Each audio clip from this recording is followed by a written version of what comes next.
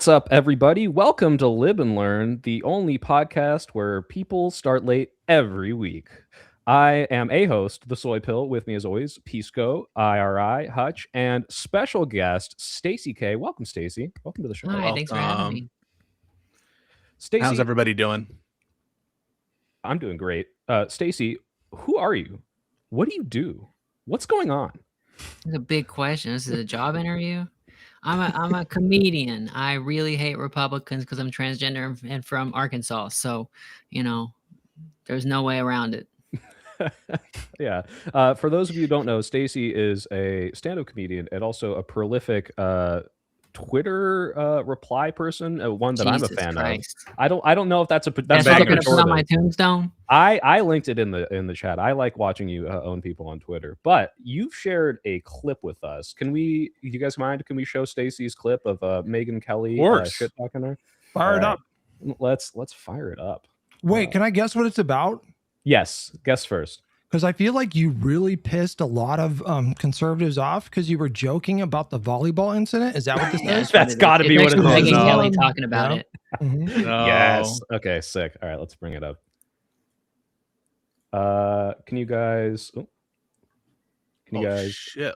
Leaking Exposed. DMs. Oh, my God. Don't look in my DMs. Can you guys hear this? Stacy K. Okay, let me just turn it to slightly down. Shit. Wow, Twitter is Back up dog to the shit, by the beginning, way. 'cause he says so-called. Yeah, no, I'm gonna bring it to the beginning, but look how dog shit. They don't even have a volume slider. They just have toggle on and You off. weren't supposed to use Twitter on desktop. That's crazy. Stacy, Yeah. who's that on the right? Who's this person on the right? I don't know. That's the girl who got hit on the head with the volleyball. That's the victim. Oh, this is Why that did- bitch. I Got thought it. this was Meghan McCain. Why do Whoa. all Republican women look? Whoa, Like just kidding. Sorry, I didn't know what. oh no, that it's clearly not because she has a P, which means it can't be M and McCain. It stands for right? Peyton. That's so stupid. Oh, No, I had the gotcha. same thought. I was like, wait, is that Megyn McCain? I had the exact same thought right as you said that, just so you know. Don't. We do not body shame here.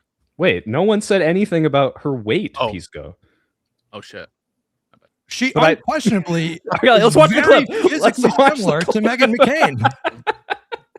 Based on what features? Based on what features, Hutch? Say The it. blonde Based hair. on what features? The blonde hair makes her look like Meghan McCain. Yes. And her That's what you're saying, the build. blonde I didn't hair. say anything And her about- build, right? That's yeah. So don't try to Which fucking test blonde? me. Everyone knows what you Bad were talking build. about. Why did Okay, you- wait, All right, but let's now just you watch- guys are reminding me of the Nick Mullen tweet where John McCain lied about not being able to lift his arms over his head so he wouldn't have to pick up his fat daughter. But Oh anyway. my God. So anyway, let's Oh watch my the God. clip. So-called comedian Stacy K, who is also a trans person. I'm upset. Why did it stop right there? Is this just me? Yeah, why did it stop? So-called comedian. So does it just? God damn it, Elon! Wait, He's it just stopped? It just. Oh no. So you got to hit it with the refresh. The leaking DM. Oh shit! don't Oh, look, it looks- it's fine. oh no, None that's of these are bad. wild. We're all I completely saw Wick. I saw Wick. normal. Oh All- shit! Oh my all God, it's a normal. disaster. Oh watch no! it. Oh Hey, shit! we're all- Rokana, huh? You're in his fucking Stacy DMs. K, who is also a trans person, right? I'm told that this person is also trans, and this is what Stacy K said about you. The whole argument is she suffered catastrophic brain damage, right? That she'll never recover from. She'll never be able to have a normal life. And this is with her in the room. They're like, look how slow she is. She'll never be able to drive. And they don't ever want to show the clip of what happened because it's pretty funny, actually. It's a 7-second clip. And it's a girl, it's a trans girl, presumably, I'm told, goes up to do a spike, and I can't tell she's trans. Her form is perfect. She looks good at sports, right? And then there's Peyton sitting back like, I don't know, 6 feet from the net, flat-footed with her hands down like this. And then she just gets hit right in the head and falls over like a toddler. And I'm like, oh, she was really like this before. I don't know if there's a nice way to say this, but she should have been wearing a helmet. Oh She should have been out there with the normal people. no. Oh no. Yeah. Look at the serious face. Did you see the serious face I there? know, right? Yeah. Also, real quick, Josiah said, "Don't leak this DM that he just sent me." I hate Oh, Pisco. fuck. I hate him so much. Oh my God. Oh, shit. Wait, hold on. Was there more commentary from them? No, that it cuts off there. But Oh, why? Did they okay. say something about how you're destroying our country and this is misogynistic and something else? I don't know. I know all Oh the yeah, they talking went points. on like a 5-10 minute rant. It was very boring, so I want to include that. They did. Megan Kelly talked about how I would never have the what did she say? Something about the smells that a woman's body can produce. Hmm. Which is so funny because Really like smell crazy in there, you know. she For admitted that her. you're passing at the beginning. She's like, "Well, I'm told she's trans." It's just like, "Oh, okay, so clearly it wouldn't have If you crossed your can't mind." tell, Like, I win. All right. So, I so I when the, I oh, go- appreciate your I appreciate your humor because I make the short bus jokes and the wearing a helmet indoor jokes, and I get a lot of grief from my audience. So like, that's not cool, man. So I Yeah, appreciate you I making wouldn't those put jokes. that in text really. I waited to do that in a comedy thing. So you have to watch a 45 seconds of me talking before you get to that part, right? To avoid the outrage.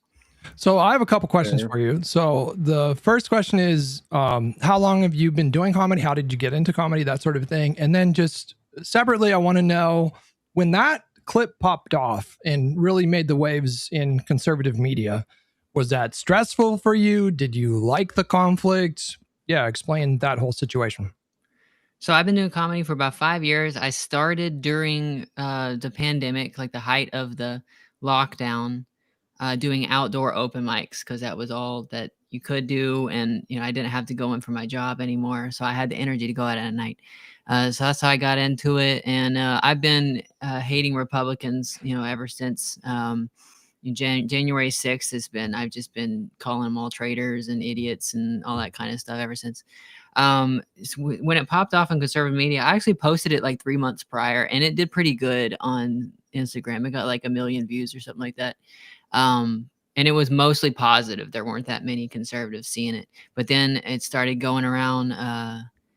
I have a joke about Riley Gaines that I was posting at her, that they didn't ever really want to cover, but for some reason they went with this one and they spread it around like they're showing my whole clip to a huge audience of people. Like that's the best thing you could ask for as a comedian. There's a ton of people. They wrote a Fox News article about me. Do you know how many comedians want a Fox News article written about them? Like the right wing ones, it doesn't matter. If Fox News is talking about your joke, that's So good. you were super into it just unequivocally the whole time, or was there no party that was like, oh fuck, oh shit? The stuff they were saying is like nothing I haven't heard a million times before, so who cares? Like, but now they have to say my name, they have to put my face up there, they have to. And it's funny because the thing about talking about Peyton is they have to talk about how she's brain damaged all the time. So they have to constantly bring up that she's brain damaged. And there's like one version of the article that's a picture of me on the left and then her on the right. And it says like transgender comedian mocks brain damaged girl or something like that. And it's got a picture of her looking great and looking not great, I guess. And just it's good coverage for me, and I have the weird thing is I haven't gotten any like the leftists or like LGBT media hasn't talked about it at all. So it's like the They haven't Daily blamed you Mail. for causing Trump to win, because that's what the meme is, right? That like because of the trans issues in sports, that's why Trump won. It depends You who haven't you're gotten any of talking about. Some people think that it's all Palestine, Israel, and some people think it's all Israel, Yeah. it's all trans people. So it's one of them. But You're kind of at an interesting it's like an interesting time to start doing comedy, because I feel like, am I just imagining things, or has the whole landscape shifted pretty dramatically in the last 5 years? We went to you mean with woke, trans and then- people? no. I mean like all just of it? comedy in general, because we went Yeah, to like that's woke, a and then we big went to movement. anti-woke, and we went. Now, are we going back to woke? Like, what's going on there? It's hard. Like I want to talk about stuff, right? Like I don't want to do fucking a corporate job or whatever. It's hard to focus when you're reading these headlines of basically the end of the world all the time. So I kind of do it for free most of the time, just on the internet, just hating these people. But yeah, and with trans people in particular, and I saw it coming a while back because I was pretty plugged into Christian conservative media circles and stuff and saw what they were pushing.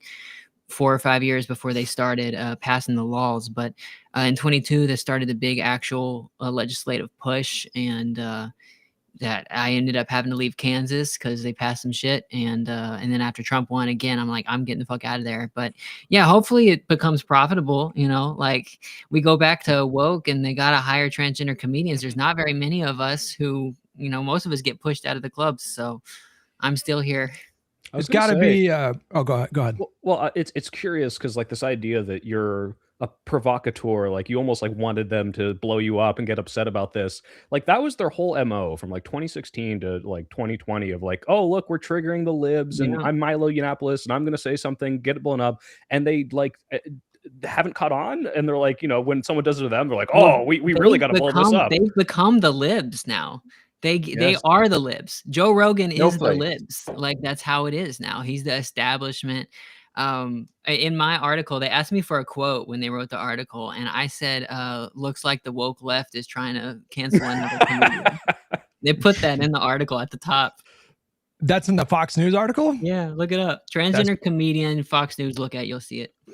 That's pretty great. I like the toughness because for too long we've been like weak and just taking their shit, and now we're hitting them back, and they don't take it very well.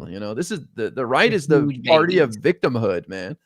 Looks like the woke left is trying to cancel another comedian case. Wow. You know what? I think I read that article at the time. Yeah. Oh, that's great. Good for I mean, you. it is interesting. Is it really just as simple as like woke, but say the R word at the same time? Is that really like the secret sauce moving forward here? Well, I didn't say the R word, but no, I mean, you got to, I've been developing this platform for a long time. You got to get like on the map first before they'll pay attention to you at all. So this is the first time that conservative media has really talked about my stuff. But you just kind of turn back their game at them. And they're so what she's doing, that the volleyball girl, she's a professional victim. Like that's her job is I had got brain damage. That's so like lib shit, like that they made fun of the left or whatever a long time ago. And it's so easy to make fun of it. All you have to do is just stop caring about the outrage and how they're going to get mad at you. It's very obvious the joke that there is, Yeah, that's actually like I'm not trying to plug, but like I'm making a whole video on these like professional victims, like the Riley Gaines, the Al Rittenhouse. I even say like Jordan Peterson, almost like all these people who like you would never have heard of if this thing didn't happen to them. And maybe it's valid what happened to them was bad, but regardless, now like their whole shtick is just and they make wasn't that awful? 6 figures at least 7 flying around the country to legislative sessions on like all these like private like these super PACs that are trying to get rid of trans people, and they just only because they got inconvenienced like back in the day. Yeah. And they're going so far beyond sports, which is so predictable because like they make it about these things superficially that it's so obviously not. Like they said it was about protecting kids, or they said it was about like protecting the integrity of like women's sports, and then they go to Congress and they're like, we should ban transgenderism or something. Like they take it just so much further. Yeah, you get Michael Knowles. Yeah, right. It's funny because so there's a lot of arguments over whose fault it is that trans people are getting attacked by the right, and there's like non-binary people mad at trans medical people, and there's all these little factions in the LGBT community who's arguing about whose fault it is. But the video that got the piece of evidence that got referenced, it didn't get like submitted formally because this is Missouri state legislature. There are no real rules except what the Republicans want. But the thing they referenced the most was that manufactured video of the drag queens in the daycare or whatever. Like that's a fake video that Lives at TikTok posted. And they were all talking about it like it was real, like it's something that never happened. And they made up a stick to beat a dog with. It was none of our faults. That's just fake shit. They don't care about the details. They'll just make it up. Yeah, that's like why they pick the sports thing. It's because like if you talk to like a reasonable lib who's not tuned into trans, politics whatsoever, they might say, "Oh, like yeah, maybe that's unfair. Maybe we should do something about that." But then you look at what they actually try to pass, and it's let's get trans people out of bathrooms, let's get them out of sports. In fact, let's just make it so they can't get hormone therapy. It's just a facade to like deflect from their real position, which is I fucking hate all trans people. Get them out. So Right. it's The really trans sports shameless. bans were just a very tiny fraction of what the legislation was actually going through, but it's what was getting the most media coverage. Oh, bro, I will never forget the president of the NCAA testifying in front of Congress, and they asked him point blank, "How many trans athletes are there in the entire NCAA?" Of which there are 500,000 roughly athletes that are competing, and it was less than 10. At most, we're talking about 9. I did the math. Dude, trans people don't like sports. That's the funniest thing about all of this is they're trying to keep us out of sports. I'm a big sports fan, and I can't get somebody to watch a football game with me. Like I just watch football games by myself most of the time now because like my trans friends, they don't want to see any of that shit. They don't want to see basketball. They don't want to play any sports. They hate it. And the fact that all of it is about getting us out of it is just so ironic because we weren't there in the first place. It reminds me of go ahead, Guy. Well, I say, did you all see that video of there was a guy with makeup on in the men's room and the guy freaking out on him? It kind of went viral. Yeah. So Well, they're all. I feel like they're all like yeah. closeted and fucking. They're just like so self-hating, and even when it's like clearly a masculine presenting guy, they're going up to like a human male, very clear human male who is not trying to present as a female, and telling him that he should be in the woman's bathroom. It was one of the most hilarious fucking self-reports I've ever seen in my life. Oh, I didn't see this clip. Yeah, it's insane, that they act like it's going to be peaceful for us in the men's bathroom. We left the men's bathroom for a reason. Like it's not like we just wanted to go in the women's bathroom. It's just like it wasn't safe for us because there's the people that are going to be in there that are going to be threatened because we've got makeup on. So yeah, they don't care if you're a guy. If you got makeup on, they'll kill you too. Yeah. It's pretty. The vibes are pretty dark. Like the anti-trans hysteria over the last. What'd you say? It ramped up like the last 5 years, I guess. Like, did it really? 2022 was the first like big legislative push, and it was around 2020 when you started to see like some when there's an earthquake, what is it? The pre-shocks or whatever. Like it was like. It was starting there. They were testing it, but it took off in 22 is when they really went nuts with it. And then Trump question for you on it big time in 24. Go ahead. I just have a quick question. Yeah. So there's like controversial notions among certain, I don't know what to call them, minority groups or whatever. That so, for example, this notion of an Uncle Tom, like a self-hating black person, or someone who is like against the benefit of that individual group.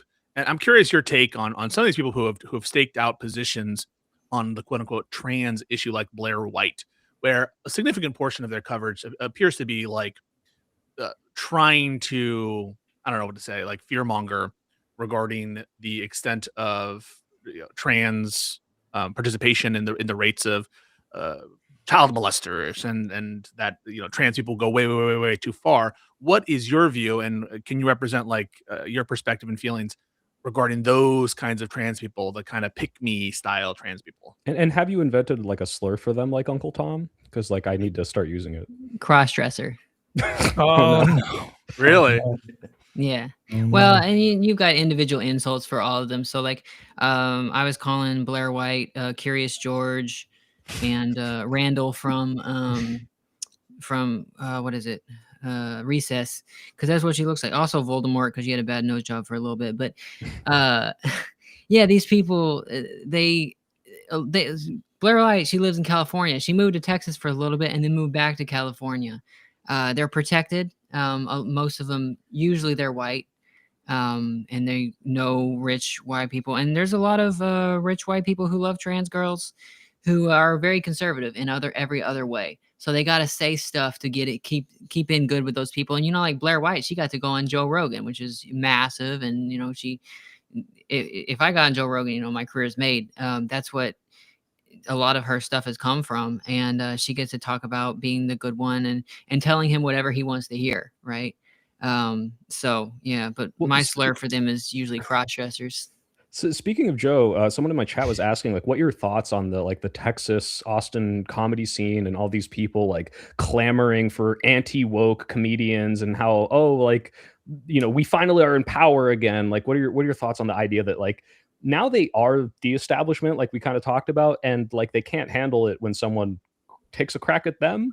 Like have you experienced any of these like Austin comedians? Are you familiar with any of them like in real life? Yeah, I mean, I'm pretty familiar with a lot of the people from there, and there's some good people in Austin, but if you were actually good, you would be in New York. Like that's how it is. Unless you get really big and then you go to LA to make movies and shit like that, and that's another thing. But it's New York or LA, and Austin. Joe Rogan's got his night. It's a nice club. He always gets crazy crowds and stuff like that, which is difficult outside of New York, so that's good. But if you're trying to get like moving up the comedy thing, there's people in New York you need to impress, because New York's the only place that's like dense enough, has like enough people and a long history of show business type things like that. So you're just not gonna, if you're an Austin comedian that's really talented, you're going to go to New York. So what a lot of these people in Austin are doing is they couldn't hack it in New York or LA. So they're in Austin and they're sucking up to Joe Rogan or Tony Hinchcliffe to get on their shows. And it helps to, because comedy clubs, they tend to be conservative white dudes who go to comedy clubs around the country. So it can work as your club comedian type thing. But there's going to be a lot of people who don't like you. And, Yeah, it sounds like they were unwilling to watch Louis C.K. jerk off, so they couldn't move to New York, Right. Yeah. Well, he's been out of the scene for a little bit, but you don't have to do that anymore. Well, comedy going back like thousands of years, like since its inception, has primarily been about challenging or mocking systems of power or people in positions of authority. And then you had this entire like cabal of comedians just did Madison Square Garden with Trump. Tony Hinchcliffe did. He's trying to act like he's like the most like fringe comedian possible, alt comp, whatever. He wants to be the edgelord. The goddamn president had him for a Madison Square Garden rally. And it's just really difficult to keep the edgelord stuff like facade whenever you're backed by the goddamn administration, Yeah. And now you have this relentless assault by South Park, every week, just ruthlessly, serving the kind of position that those comedians used to be expected to serve. But is South Park still? Because I stopped watching South Park after they didn't say anything about Charlie Kirk. I'm sorry. It's been nothing but just a relentless, like really brutal mocking of the administration. Every episode that I've seen, I don't know if they've. I saw that first episode and it was absolutely brutal. I just was expecting them to do something about Charlie Kirk, because they had Cartman being Charlie Kirk. Like that was like a few weeks before he was killed. Yeah, I think that Kirk actually changed his profile pic. Happened. That seems like cowardice to me. Yeah, I mean, if they're willing to like depict the Prophet Muhammad and risk Comedy Central taking them off the air, I think they should have tried something. But maybe they're scared because like the FCC is in control. Cowards now. Yeah, let's say it right here. Matt and Trey are cowards, and everyone who believes that on this podcast, don't raise your hand right now so that they can clip it and so that we all agree with that legally. What are your sacred cows, Stacy? Do you have anything that you shy away from, or that you say is sacred cows? About that sacred cow, a cow that you can't barbecue, stuff that I don't talk about, line you won't cross, stuff that you don't like to joke about. Yeah. I guess I don't know. Suicide, AIDS stuff. I don't. I mean, like I guess I'll make jokes like, but it depends on the point of the joke. I guess are you just trying to bum people out, or are you trying to like get an actual laugh out of it? You just said AIDS and suicide, and some people chuckled. So maybe you don't have to try that hard. Sometimes the words in those certain contexts can be funny, but I'm not gonna make jokes about how AIDS was good. What's her name that used to fucking date Kimmel, the comedian? God, why can't I remember? Sarah Silverman. Is that her name? Sarah Silverman. Yeah. She did a comedy special where she said, "When life gives you AIDS, make lemonades." And I thought that. So she makes AIDS jokes. It depends on the point. It's like all the racist jokes of like, I know that there are people that can tell a good racist joke, but you see like people like clamor, oh, you think racism's off limits, but it's like, no, the right wing racist jokes are, haha, aren't this minority bad? And it's like, No, that's I not mean, listen, funny. there's a lot of good racist jokes, but they need to be clever. You got to have something with it. And if you start a joke that seems like it's going to be racist, and then it just is racist and ends racist, like that's not a joke. You just said something racist. But sometimes you can start a joke, make it seem like it's going to be racist, and then do a misdirection or go racist in a different direction or something like that. Now that's a joke. And what a lot of people want to do is not jokes. They just want to go up there and say that what they're bigoted against, like what kind of people they don't like, and get a laugh with people who agree with them. If you watch a lot of right-wing comedy, the punchline is almost always, I'm not supposed to say this, but, and it's like, you're not joking. You're just saying like, oh, they're going to, Media Matters is going to get me. They're going to cancel me for this one. It's like, that's not a joke. You're just... They know what Media Matters is?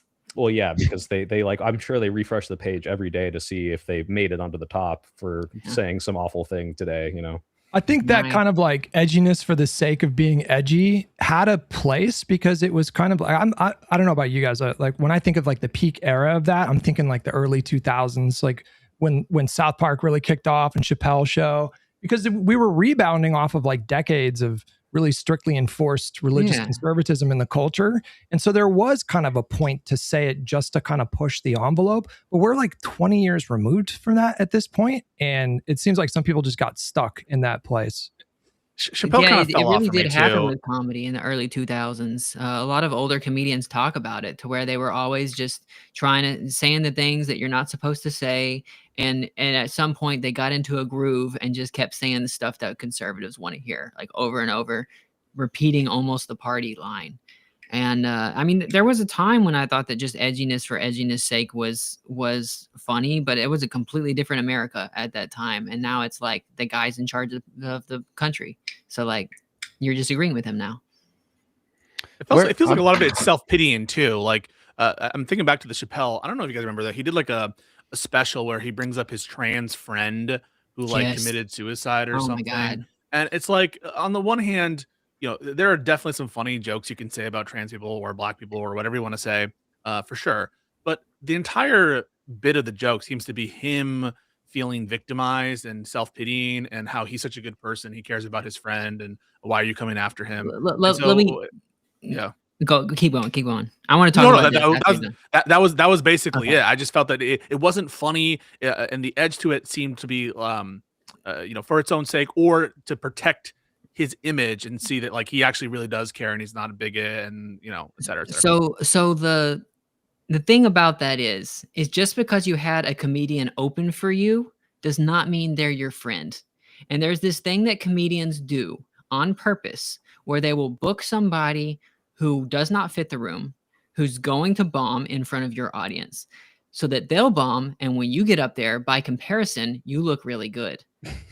That's what Dave Chappelle did to this person. And then he's afterwards claiming that like he clearly set her up to fail. Like that room was never going to be happy with this. She's new. He talks about it in the special. She had only done like 7 shows before, and he's putting her up there in front of his massive audience and then basically making fun of her afterwards. That's a classic comedian thing. And also he blamed her suicide on trans people bullying her. Yep. Oh my God. She killed herself after she lost custody of her child. That's what happened. And he was making it sound like the woke left did it to her. And it's just like, and then he misgendered her from the grave. It was crazy. And she's not alive to talk about it. So yeah, I got real upset when I saw that special. I've never seen any of his stuff since. Yeah. I had some friends who were like Chappelle defenders, and I generally think Chappelle, especially back in the day, is like super fucking funny. But for me, it's like, this just isn't funny. And I can tell that he's like, he has an axe to grind with a community, the alphabet people, right? That's when he coined that. He does. that And phrase. also his release schedules are so fast. He's putting out a Netflix special like every year. You can't do an hour of comedy that's, jokes, laugh, that condensed. You're supposed to work on those for a while, and he just makes a fuck ton of money just going up there saying political opinions, and that's what he's doing. You can't really blame him because like that's so much money, but what he's doing now, it's not like regular comedy. And not unlike Dave Smith too, who, like, I've never seen Dave Smith do, like, maybe I should be seeking them out or whatever, but he just seems to be giving like mid takes on news shows or going on Piers Morgan. I'm like, I've where never the seen fuck his is the comedy? stand up. I see him on the Skanks thing all the time, and that is a comedy show. It's not all about politics, but yeah, Dave talks about politics all the time now, which that's also just Twitter. Like that's kind of, you have to Yeah, talk yeah, about true, politics now, or you won't get any engagement. So Who is then the best mix of politics and comedy, in your opinion, that actually does both well? Other than yourself, if that was what you're going to say. I like Shane Gillis. I think that he does a good he'll talk, like do some social commentary kind of, but it'll be like the premise really for the joke and not him just telling you his opinions. Like he did a SNL a little bit ago, and he talked about Ken Burns' Civil War documentary. I don't know if you guys have seen this, but he did a Ken Burns Civil War documentary joke on SNL, and it crushed. But it was talking about racial stuff. But it was like because it's a Civil War. But he's like educated and kind of like knows kind of how if you'll see him going like Rogan or like doing other podcasts, he knows kind of what's going on. And he's kind of a lib, but also he's not lame. He seems like he's got like conservative family, and he doesn't like hate them or want to disown them. But yeah, he kind of has a little bit of a lib side to him. I remember like my first introduction to him was him getting canceled because of his like previous jokes when he had people might have forgot, but like he originally got a job at SNL, and they announced that he was going to be joining the cast, and then people found some old jokes where he was making like Asian jokes or something like that, playing into stereotypes, and he got mobbed and definitely got canceled. That's a word that gets thrown around a little too loosely, I think, but he definitely literally got canceled. And so that was my first impression of him. And so like, I kind of assumed the worst at first. And then the more I saw from him, the more I was like, man, this guy is just so effortlessly funny. It's unreal. Like in that same SNL appearance that he did recently, did you see this sketch where he was talking about a couple of beers? Yeah. Like it was like, bro, that is the funniest fucking sketch I've ever seen in my life. But his show Tires is really good on Netflix. It's season 1 was a little smaller budget or whatever, but season 2 is kind of a bigger deal, and it was a great show. Yeah, one of the best Trump impressions in the industry too, I would say. Yeah, he's good at that. He does it okay. The people, I like the one from Spitting Image. Have you guys seen the British show where they do like the puppets and they like just parody every fucking political figure? I think that they do a really good Trump impression. You know who does a really bad Trump impression? Josiah from Pondering. Really you know who does the best Trump impersonation is Jamie fucking Foxx. If you've ever heard him do Trump, he does a good one, yeah. It is insane how good he does Trump impression. We get into politics? I was going to say, yeah, Stacy, earlier, this was the transition I was going to make, but we were making so many good tangents. You said trans people don't like sports. And a good segue there is trans people also don't like serving in the military, despite all the bans. But a lot of us have because there's limited jobs for us, and the military would take almost anybody up until now. And then they were like, no. Yeah. So are you happy that you missed out on the Venezuelan Bush war that we're starting now? When they need bodies, they won't care anymore. But right now, it's all about keeping us off of benefits. But whenever the draft comes, they'll waive that rule for sure. But yeah, I know a lot of trans veterans. There's actually a decent amount, and I think a lot of it is because they're closeted. They're around conservative family, and they just want to get out of their town. So they join the military, and then they transition, and now they're girls. And but it's a higher rate. I think we're like 4 times more likely to join the military than other groups of people. Wow. Yeah. So it was actually kind of a big deal that we got kicked out of the military. Go ahead. I'm sorry. I was going to ask, do you come from a conservative family? Very community? Conservative. Arkansas, Hutch. That was a big they weren't they weren't like the Nazi types that say slurs and things like that. They were just very Christian, and you didn't want to talk about trans people or whatever. So yeah, they completely disowned me, and now it's like, I'm on my own, but it's pretty common with trans people. So yeah. So Venezuela. Well, guys, what's going on? Okay. What's with this 1 hour? Do we even call it a war? I think they've maybe Absolutely. attached a FBI agent to it so they could call it a police action, and they're just arresting him for domestic crimes. But what are your guys' thoughts? Like, are Complete bullshit. This is complete bullshit. I'm totally fucking against it. It's obviously illegal under U.S. law. I think it's also stupid from an international perspective. But yeah, the whole pretense is laughable. Even the administration can't keep a straight face in its rationales. On the one hand, this is a law enforcement action, and the military stuff was just adjacent to the law enforcement act. And that's all we're doing it. We're just doing it because we want to get rid of like drug conspiracies after we pardon a bunch of drug conspirators and people who like possess machine guns. And no one really believes that. Trump kind of gives the game away when he says this is just to extract oil. We're just doing regime change to own and extract oil and shit. But it's a testament to how malleable the MAGA mind is, how totally occult they are, that they see no contradiction, at least most of them don't, in the no new wars slogans that Trump bandied about for the initial part of his campaign, and the current state of the Trump administration, which is basically, yeah, we got rid of Maduro. We might get rid of the government even further, and we might go after Cuba, we might go after Greenland, and we might go after Colombia, and you better watch out. in It's Panama and complete Mexico? garbage. Yeah. Obviously, And I go for it. I was going to say, obviously, the funniest angle of this whole thing is the fact that Trump reportedly rejected, who is this Machado person who to assume leadership of the government there, even though she would be more suitable to American and interest and the Trump administration's interests. He reportedly didn't want her because she accepted a Nobel Peace Prize and didn't instead reject it and insist that Trump get it. He is willing to potentially What is it with install awards? We need to stop all awards. I am calling for a complete moratorium on awards. Like people give so much attention to awards and prizes and the FIFA fucking World Peace Award and the Nobel Peace Award. Like, just stop with this shit. And now Trump himself is like, there's some reports that he was mad that Maduro was dancing, that he wouldn't give it to Machado He's because like the pettiest she got guy the in the award. world. It's crazy. So petty.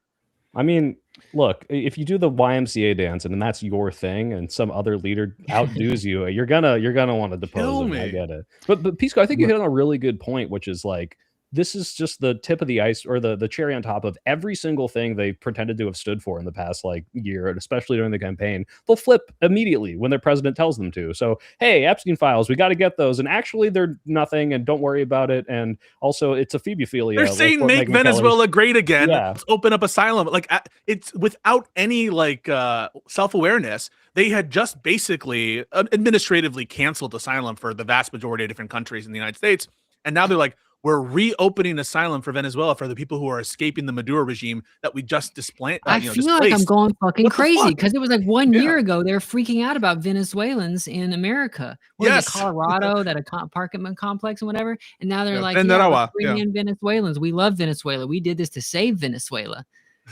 Guy, you're gonna say something? Well, Trump also didn't renew temporary protected status for hundreds of thousands of Venezuelans, so they're screwed.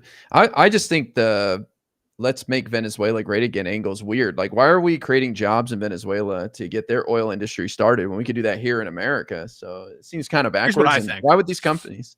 Yeah, like why would these companies want to invest billions of dollars in this volatile region that they could lose I don't think everything? They do, man. Doesn't make sense. My view of this is that this is a play both to shore up the relative economic position of the Gulf states, who are oil lords, and to be sort of improve the standard of certain American capitalists, but also to be a kind of bulwark against China. China gets a lot of oil from Venezuela. And so I think that it's not so much that they're wanting the oil to extract it to lower prices for Americans. That's not what the administration wants. I think what they want is to own the oil streams and to have some sort of stake in it. And in so doing, I think from a geopolitical perspective, curb China a little bit, but also enrich these Gulf states in which Trump is in bed with and has so many conflicted interests with. Did any of you guys have the reaction that I did? Because when I watched this thing play out, I was horrified. I think this is horrible foreign policy. I think it will probably backfire spectacularly at some point.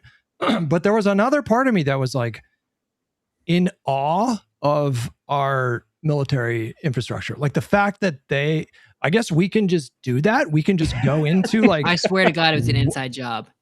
Someone on the inside was Maduro himself may have given himself up, you know? Well, yeah, I mean, if you look at some of the statements that have come from Maduro, he seems to have been previously a little servile, like he wanted to please Trump and kind of cooperate. So, like, it's not crazy You to see the think that pictures where he's like maybe, this? He's like, yeah, like he doesn't seem like He's doing this a wasn't a perp Bin walk, Laden. walking in telling everybody Happy New Year. The guy is completely unbothered. It's Yeah, like he I don't. expected it all from 3 months ago. Yeah, this was not a Bin Laden raid where like they had to like shoot his guards on the way up, or maybe he had some fall guys. But it seems like overall this wasn't. well, Yeah, 100 people like died, right?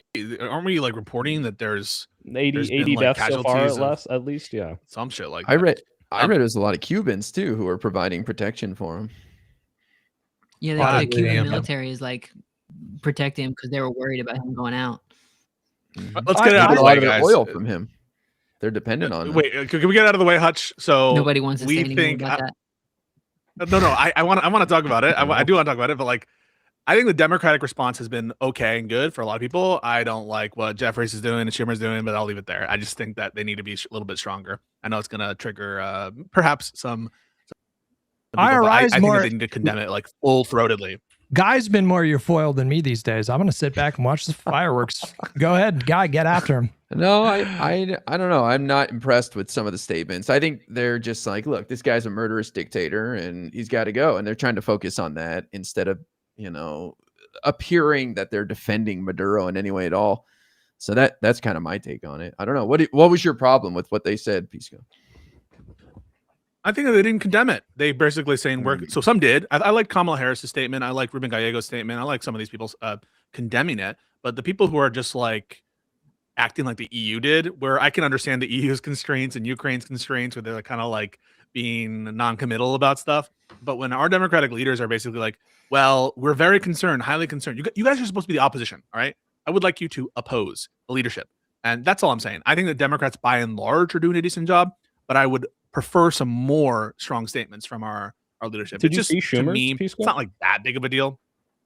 I saw Hakeem Jeffries. Schumer came out and he says, if Schumer, I thought was a Republicans little- don't step up, they've got a lot of shame coming their way, or just like the most like feckless, like, dude, we're so far past that point, dude. Come on. Yeah, especially because there's indications that he's gonna keep going, right? So if it were like an isolated event, like whatever, right? This is the same kind of fucking non-committal bullshit Democrats leadership, specifically, not all Democrats, have been doing on a bunch of different issues. But the guy's talking about going to Greenland, going to Cuba. I think that the time to start taking principled stances is now. Like, it doesn't seem like they're gonna be satiated by just overthrowing this one country. And so I think that we need to really like prepare ourselves for the kind of expansionist vision that he has. I think they're going to overstep here. Like, this went really well, like Hutch said, and our military is very impressive. But we're one Black Hawk going down away from this becoming a disaster for Trump and dragging down his whole admin. I mean, that was my point, was like, this just kind of reminds me, there's a much more extreme example, I suppose, but it kind of reminds me of the reaction to the Iranian strikes. Pisco, you had a different view, but I predict that the public approval for this action is probably going to creep up a little bit. Like, I think it's going to end at like +4 plurality of Americans supporting what happened, because even after all the like Iraq war, sort of that kind of collective trauma towards the country, and a sort of like wariness or skepticism of American military might in the wake of all that, I think there is a jingoistic kind of like undertone to America still to this day. And I think for a lot of people, they see what happened and they don't even really know the specifics. They don't really understand the dynamics, but they just like seeing that kind of American might.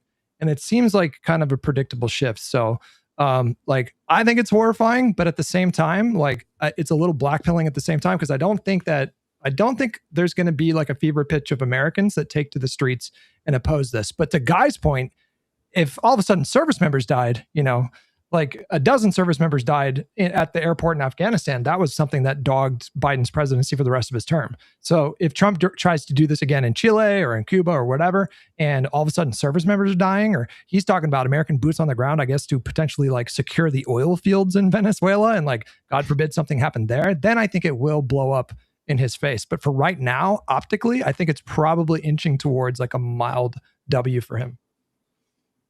Yeah, and Soy and Pisco, you guys are a little younger than Hutch and I here. Stacy, I won't claim your age. I'll put you on the lower side. I remember in Iraq, everybody was celebrating when we went in there and the statues were coming down, and it was within months that IEDs were popping off. And so I think this is a sort of that euphoric moment, where it's like, you don't want to be the guy being like, yeah, but this is going to work out horribly in the end. Just watch.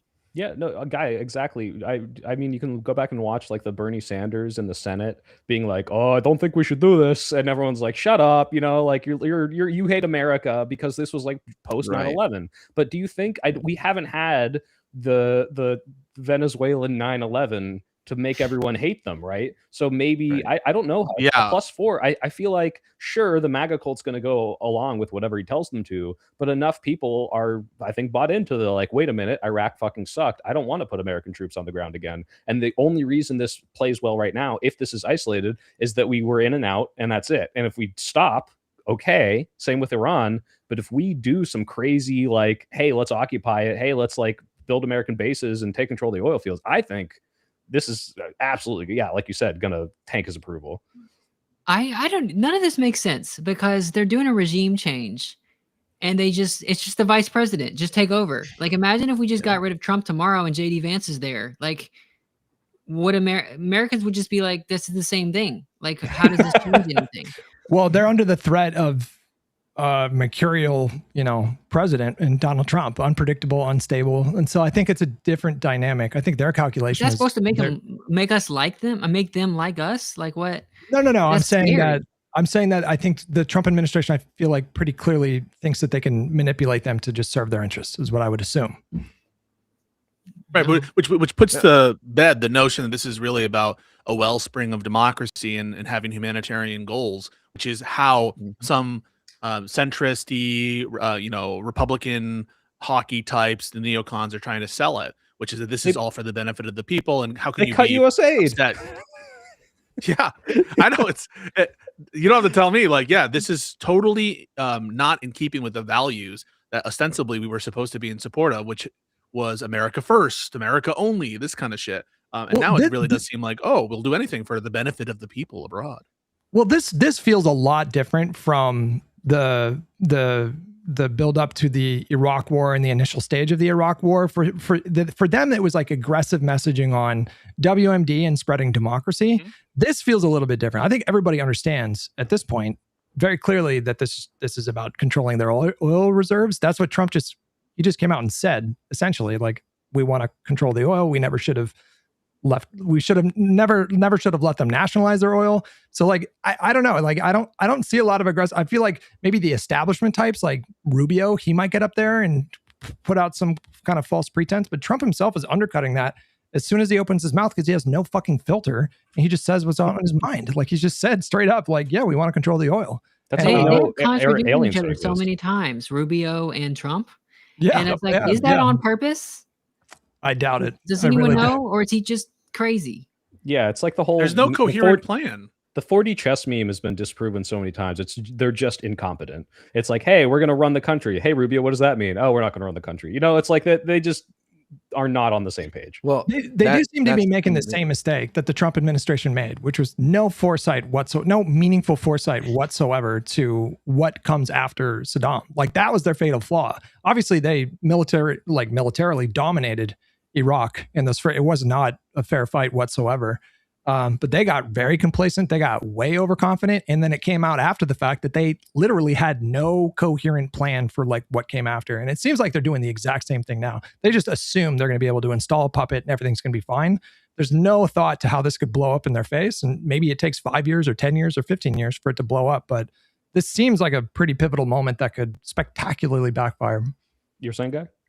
The only thing I wonder about is the goal doesn't seem to be nation building here, like democracy, which has been our goal in the past. Trump's not even talking about that. He's just, he's a criminal, and now he's got other criminals he can work with. I guess he had beef with Maduro, but now he can work with these other clowns, in his opinion. But I wonder if there's a different outcome. But I'm expecting it to fall apart for sure. And I worry about a migrant crisis at our southern border. I mean, millions of people will leave Venezuela if it goes to shit, and they'll come straight here. So this is what I think Pisco is thinking about too, is how it can negatively impact us here. But I don't know, it might be a little different because Trump is a criminal. He's not really interested in building a democracy, and I think that's what caused us grief in Afghanistan and Iraq, which many people have said. Which is why when you're dealing with some of these like neocon individuals who say, "How do you support the fucking Drew Pavlos in the world?" By the way, dodging motherfucker, I see you, Drew. He DMs me. Oh my, I can't wait. I hope I'll get a chance to talk about what he. I see you dogging him every day on Twitter. Yeah, I know this motherfucker is so slippery. Anyway, you should absolutely take into consideration the motivations and intentions of the administration when assessing the likelihood or tendency of a current plan to achieve the result that everyone is saying justifies the action, namely the creation of a democratic wellspring in Venezuela. If the people who are in power, either in USA or in Venezuela, are not committed to that outcome, that has a bearing on whether we think that outcome is in fact likely. And so don't let these people either claim that, one, that we should not consider the corrupt and contradictory motives stated by the administration with the action, or B, that when you're talking about legality under U.S. law, even under U.S. law, that's mere proceduralism. Like, no, we don't want ourselves to live in a dictatorship or authoritarian state where the president could just like ignore what the Constitution says, which gives the power to Congress to authorize uses of war, except in cases of emergency when we're actually being attacked. But there has been no Venezuelan 9/11. There is no Venezuelan invasion into our country. And so, yeah, you should just like completely dismantle, if you're a liberal debater in these spheres, anyone who's trying to argue from their perspective of humanitarianism, because it's not actually what's motivating the people, and it's not what's going to probably happen. Well, they are scrambling for the, so you like Maduro like narrative? Oh, I thought kings were bad, right? And it's like not a single Democrat is like, oh, we love Maduro. That's why we're upset about this. It's about the illegality. It's about the misuse of power. So it's almost as obnoxious as the lefties. I'm sorry, I'm going to take a huge shot at lefties. There was don't do that. The other day. No, all of us will get really mad at you. I know, right? All my new socialist friends, but like, some guy came on my stream and was like, you shouldn't condemn Maduro. You shouldn't say Maduro is bad if asked. And it's like the same shit of people like, don't condemn Hamas, don't condemn Saddam, don't condemn, like, dude, on the one hand, yeah, absolutely. You should paint your narrative. You should like be strong and shit. But we shouldn't be actually defending Maduro or refusing, if you're on Piers Morgan or some shit, to condemn Maduro, because the motherfucker sucks. And I'm glad that no Democrats are like out there defending him. Can we do a quick little exercise just to break a liberal stereotype? I'm going to share a blank map here. Can you all see this? Nope. No. How about now? Yes. Okay. All right. No cheating. You have 10 seconds. You're going to hold up fingers. I'm going to close this, and you're going to tell me which of these is Venezuela. Are you guys ready? Yep. All right. On three, hold up your rubber fingers. All right. 1, 2, 3. All right, cool. We all did it. Just double checking that. I played Libs know Risk. geography. Hell yeah. Okay. I can name all those fucking countries. Well, of course, I you cannot. be able to. And I cannot. Yeah, I tried to do one of those maps today. I failed all the bottom ones and I got all the top ones. Really? I got 56% on geography quiz for South America, but I did know that Venezuela was like on the tippy top. Got it. But that's good. no MAGA can find Venezuela within 3 inches on a globe for sure, man. They have no clue. They where that can. You don't think they can get the continent? They might point at Antarctica, man. I'm telling you. Did you guys see the WAPO poll that came out? Was it WAPO? It is crazy how perfectly split the opinion polls was. It was 33% support, 34% oppose, and 33% had no opinion. It was like literally like a third of the country for each position. But I think like so long as this situation doesn't devolve immediately into total chaos, I think it's likely to garner slightly more support. Dude, Pisco, we you might be disagree. moving on to Greenland next week. That's what they act like. It seems like they're trying to deflect about Venezuela by talking about Greenland. I've never, Which makes no sense at all. It's like it's totally irrational. But yeah, I see them doing that. I don't understand are they actually going for Greenland? Is that the plan? And or are they just trying to distract? Is this the one you're talking about, Hutch? No, it must have been a different poll then. I don't know. Yeah, because that one shows maybe it was a YouGov poll. approval, Mr. Hutch. And the thing is, you should. No, take the into other one had consideration net. No. I have not seen a poll that showed a slight support. I've all the polls that I've seen have been like 2 to 7 points net opposed to what happened. I want to make a point that was made by Robert Barnes. I don't know if you guys remember. He's some fucking MAGA guy, lawyer guy, who's on Twitter, and he's often in these conversations. But I think it's a decent point when you look at the intervention in with respect to Noriega, when the Bush administration, Bush 1, went and apprehended him. the approval for that action was like beyond words. It was like 80% approval across the country or some shit. And so the fact that you're starting on much different ground, where no one can say it's overwhelmingly positive. If you look at pre-action polls, most people didn't agree with it. But the notion that this is going to turn into one of those situations, it really does show that the electorate and the American people have significantly soured on these kinds of regime change actions from 40, 30 years ago. Well, only 20 years ago. I mean, like I was saying, remember the ladies and gentlemen, we got them, like the Osama bin Laden raid. Everyone was like, that was a bipartisan. Everyone's happy about that. Like we got those guys, right? There was a decent amount of opposition to the war in Iraq. It wasn't like 80, 90%. I mean, but getting Saddam, that was like, oh yeah, like America wins. Like we're getting Osama was America wins, right? Like those were considered wins. Like I feel like in a bipartisan way. No. Well, yeah, I mean, Saddam Hussein was a butcher. He was a murderous, awful, horrible human being who committed many atrocities. So, like, that's a little bit different. But I'm just saying, like, and what if Maduro wins? What if Maduro wins? Every lawyer worth their salt is going to be clamoring to represent Maduro. What are they going to do? Gotta throw him back like gun charges. But what would they do? Would they put him on a plane and like would they ship him to Gitmo? Would they send him back to Venezuela? Like, if they lose their criminal charges, like.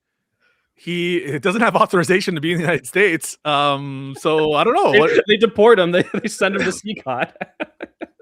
I feel like there's a joke in there somewhere about like the potential for them fighting to keep an illegal immigrant in the country instead of what they're doing. A lot of people make that already. Okay, never mind. I'm not that clever. But like, here's the deal, right? We are now in an American justice system. You better believe that in the SDNY, they have some 90-year-old judge or some shit. Some grumpy old judge who's going to be presiding over the affairs, probably.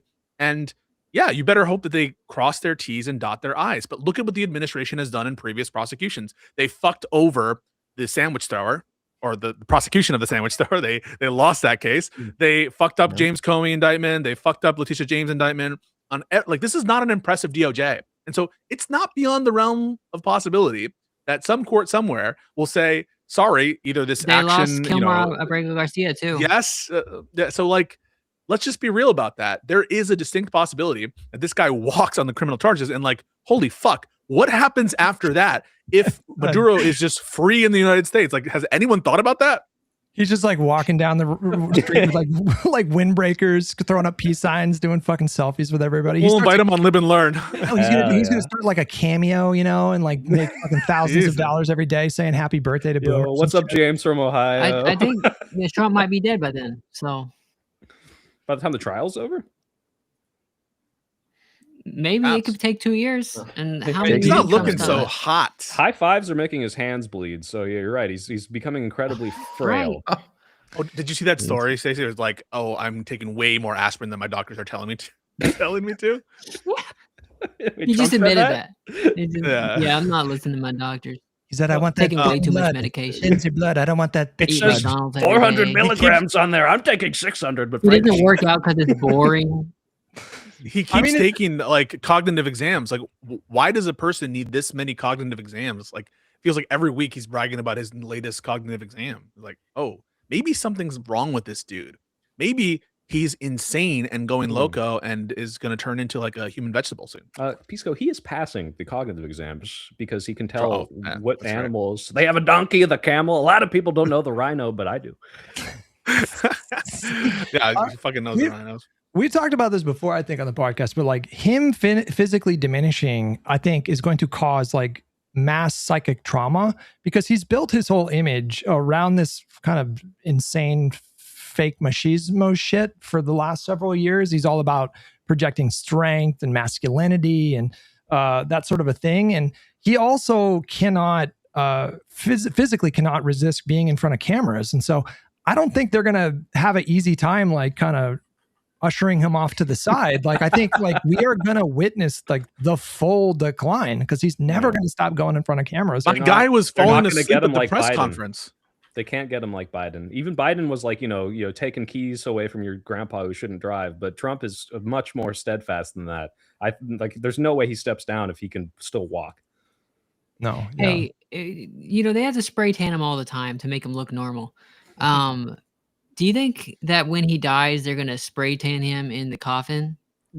100%. They're gonna do the Charlie Kirk treatment. That was a little bit. Wait a second. Can we make fun of Erica Kirk? Chill. Pisco, I have a whole 10-minute segment of my new video making fun of Erica Kirk, so of course. Oh, really? Yeah. All right. I'm gonna have to go to the video. Those memes have been fucking phenomenal. The Erica Kirk memes with the fireworks displays. I think it's too risky. I mean, they did it Democrats to might themselves. overreach, Hutch. They might overreach and lose the election. by doing that. Okay, relax. Okay. Hey, My favorite new one is stage 6 of grief is throwing out hats into a crowd. oh, those memes, those are so fucking good. I listen, I think that if you put yourself in the arena, I kind of think that it's fair game, right? I think it's a little bit of fair game. And say what you want about Turning Point USA, it really does feel that they're starting to lose a little bit of their influence, or that if anything, if like this past event was anything to go off of, it just doesn't seem like there's the same energy that was when Charlie was there.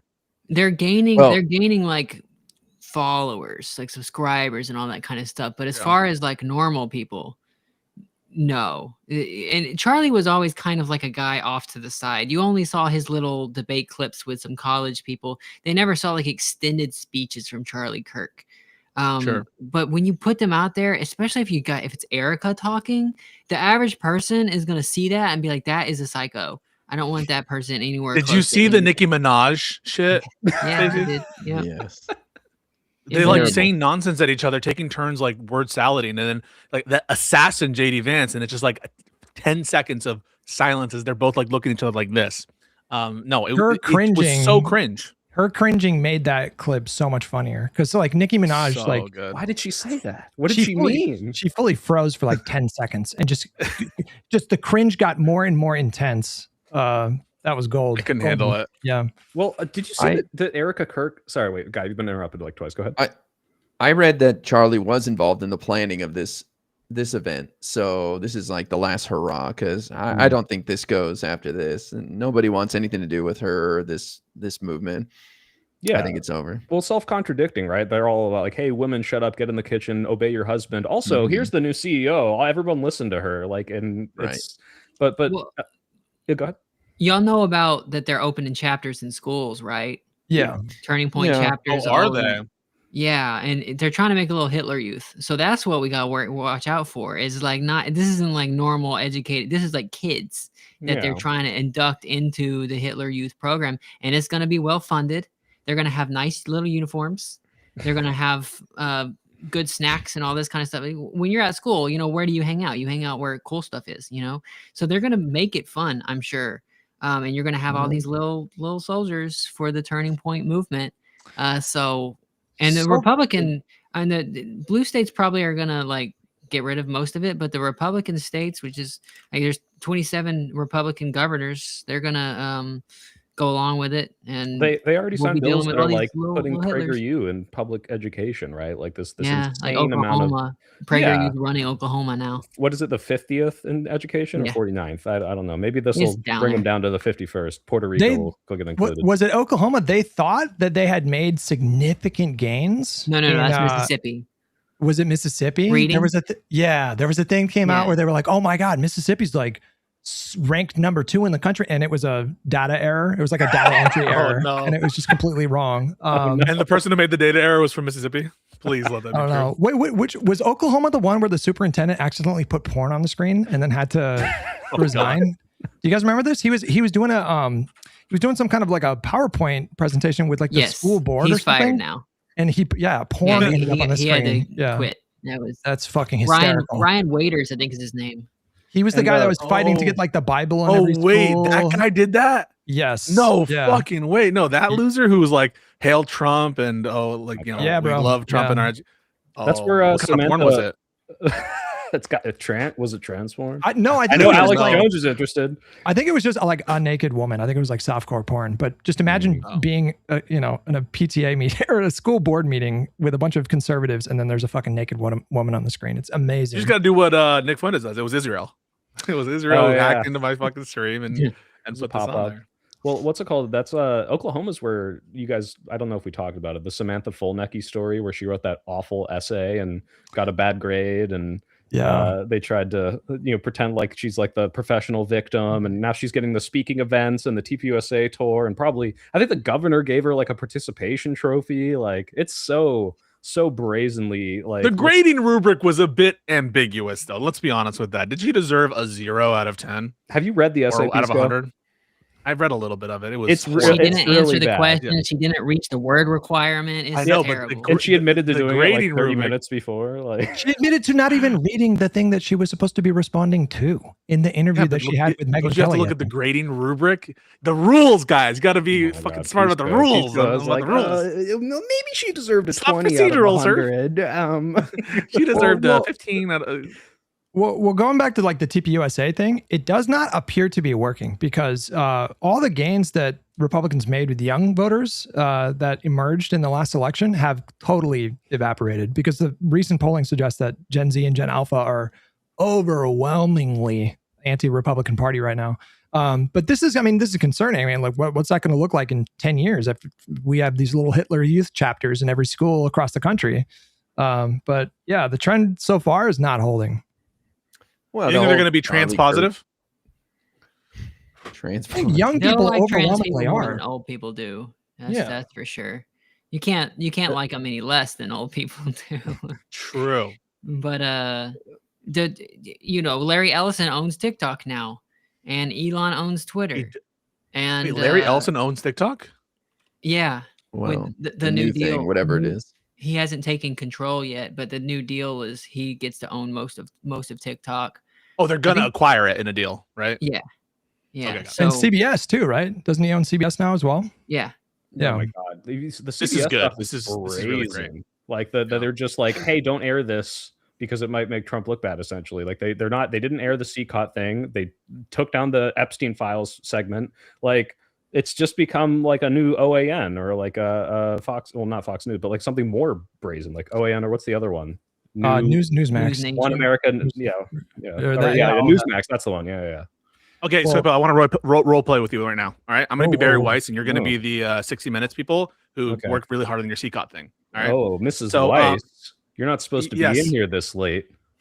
No, I'm sorry. I know that it's like 1 hour before you're supposed to air your CCOT documentary, but you can't go live with this. Sorry. Wait, why not, Miss Weiss? You didn't ask Stephen Miller if he feels bad that he sent people to CCOT. And I think Oh. we need to get that in order to be like, totally fair about everything. You just got to go to Stephen Miller, go to the border czar and ask if they, they regret sending people Okay, to CCOT. but once we ask that, then we can air it, right? No. Like They that. came out with They still not aired State it? of CBS. Well, they I don't think aired they have. they aired it briefly in, I think, Canada. So it leaked on Yeah. There was a internet. leak in Canada. Yeah. But yeah, that whole situation is crazy. They Right. came out with a statement where they were like, for too long, this network relied on the opinions of like experts and academics, and now we endeavor to listen to you, the viewer. And it's like, Jesus, this is literally like idiocracy in action here. Like, probably a good thing to have experts come on and talk about things that they specialize in, but whatever. They said that they're going to cover news like you see it. Right? Yeah. And it's like, Right. how do they know how I see it? And why is your logo an eyeball? This is creepy. Also, the median view, the median like American reads at what, like a 6th grade level or a 5th grade level? I mean, that's just not a good idea to craft your news in that way. Do those people watch news? You know what? They don't watch this, but you know what? 60 Minutes was a highly rated show. I don't think that they had to fuck with it. The only, I think, reason that this kind of shit is happening, and it also relates to some of the other weird shit happening, like with CNN and pressuring them to censor stories and to be like nice to Trump and all this shit, is because so many of these organizations have some regulatory concern, either with like an upcoming merger or potentially with like their broadcast licensing, with respect to like Kimmel and that shit. And yeah, it seems like a lot of different groups, including, by the way, other countries, anywhere where Trump has leverage, they're just bending the knee. I'm glad, by the way, that we have some law firms that are willing to stand up to what Trump is doing with the law firms and shit, because oftentimes when they go into court, they win, but so few people are willing to actually fight tooth and nail against the illegal shit that Trump is doing. I don't know. It feels like chicken shit.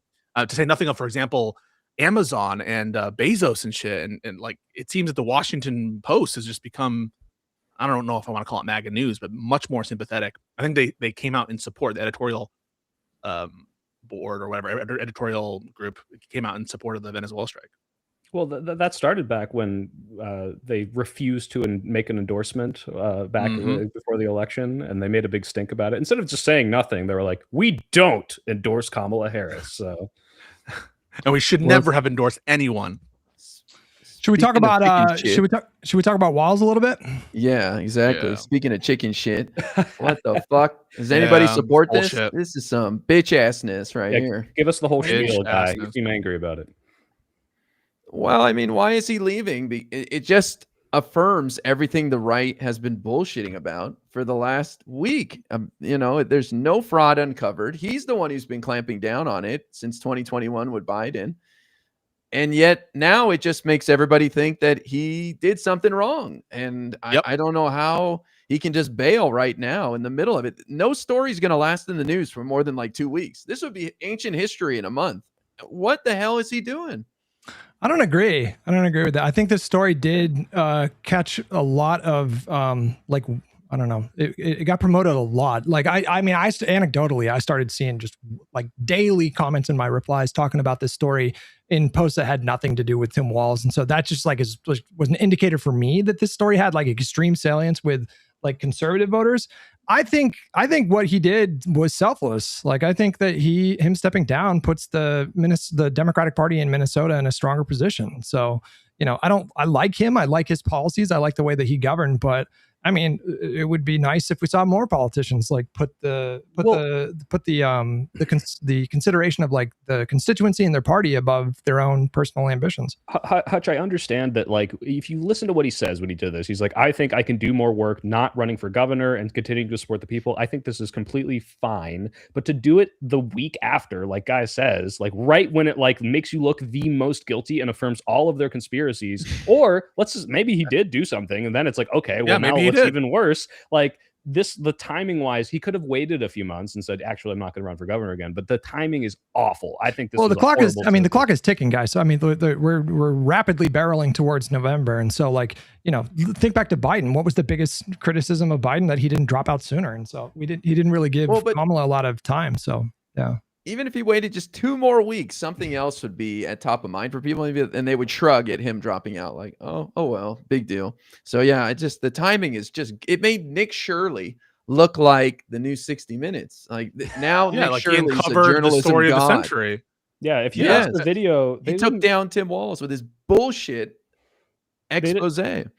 Yeah, and that's the thing, guys. Like, this is affirming just the dumbest video ever. Like, there might be fraud there, and that is not what these guys found. You watch the video, and it's like, hey, we came to a daycare that runs from 2 to 10 p.m. You're not allowed in the daycare. Yeah, and they're like, where are the kids? Where are the kids? And it's like, come back at 2. Like, you know, like it's fucking like 10 a.m., dude. The Leering Center. Like, can I just like this is an excerpt from Walz's statement. He says, all across the state, Minnesotans are hard at work on this problem, the fraud. Advocates, administrators, investigators are on the front line defending the integrity of our state's programs, and I want to thank them for their effort, ...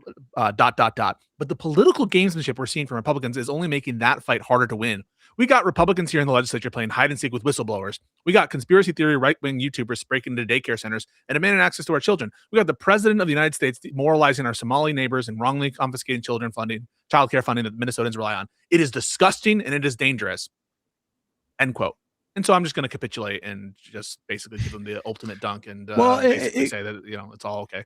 Well, it makes me think that there's like something else going on. Like, just consider the fact that this guy, you know, he was a governor, so a well-known person, but he was thrust into the national spotlight. That was a really high pressure situation. Maybe just coming off the heels of that was like really tough for him to recover from. And maybe his family is like suffering from all this stuff. Also, like maybe he's getting calls from Minnesota lawmakers that are getting just hammered on the phone lines. And so I don't know.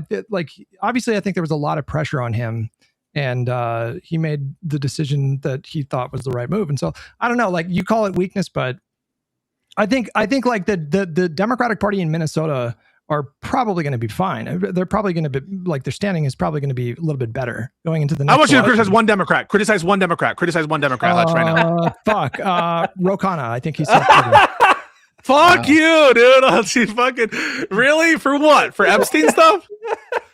I think he's self-serving. No, we don't need to get into it. It's fine. But Hutch, to me, this Fetterman. is bigger than Tim Walz. Okay, great. Okay, that's Yeah, that's a good one. This is bigger than Tim Walz. This is the Democratic Party. This is the left defending itself against this bullshit, taking on the Nick Shirleys of the world. And so it takes away all of our fight. It's like, yeah, no, we're done. Never mind. Fuck it. We're out of here. I think Nick Shirley picked Walz because Walz has been looking to get, since he ran for VP, and he has been looking to quit.